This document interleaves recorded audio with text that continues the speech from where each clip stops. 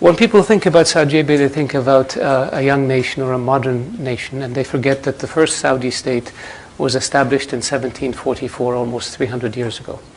The state, under the same leadership and under the same principles. The first Saudi state was destroyed in 1818 by the armies of Muhammad Pasha of Egypt, acting on behalf of the Ottoman Turks. And 20 years later, the state re-established itself under the same leadership, under the same principles. In 1881, it was destroyed again through an invasion, and it was able to reconstitute itself 20 years later over the same territory, under the same leadership. I make this point because I don't believe there's another example in history where a nation, a monarchy, was destroyed and from the outside, and came back and reconstituted itself under the same leadership over the same territory, not once but twice.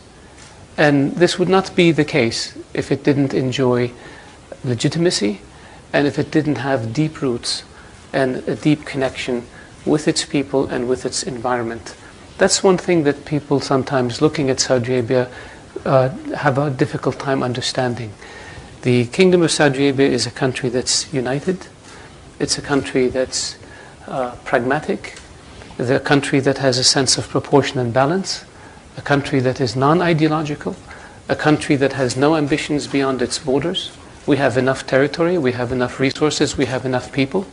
Our desire is to live in a peaceful, secure region so that we can focus on our internal situation and improve the lot of our people.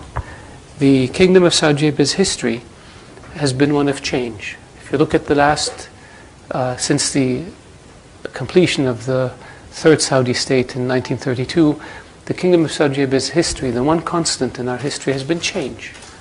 And this is another area that people, I believe, fail to fully appreciate. They think of Saudi Arabia as a conservative country that's not susceptible to change. Well, that's wrong. We had life expectancy rates of my father's generation was 37 years old. My younger sister's generation, 70 years. Doubled in one generation. Literacy rates in Saudi Arabia, or illiteracy rates, were 95% during my father's generation. During my younger sister's generation, 100%. In one generation, we abolished illiteracy. Education for women, which was non-existent in 1960, today 55% of college students in my country are women. Huge change. 70 years ago, we were a tribal nation with simple infrastructure. Today, we're a modern nation with a very modern infrastructure. So that's change. We built institutions, the Consultative Council, in the early 90s, 60 members, today 150 members, 30 of them are women. That's change. We adapted new laws, we adapted new regulations, and we moved at our own pace. That's change. And very few societies in the world have undergone the type of change that Saudi Arabia has over the past 60, 70 years.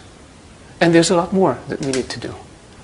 And I go back and say, we have no ambitions beyond our borders. Our focus is domestic. We want to improve the living standard of our people. Our vision for the future is change in a positive way, not trying to reclaim lost empires. Somebody else can do that, and we will oppose them.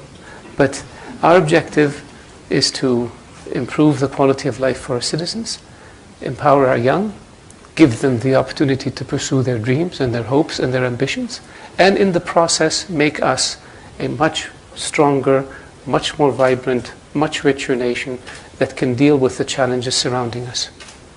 That's who we are. When I look at the issue of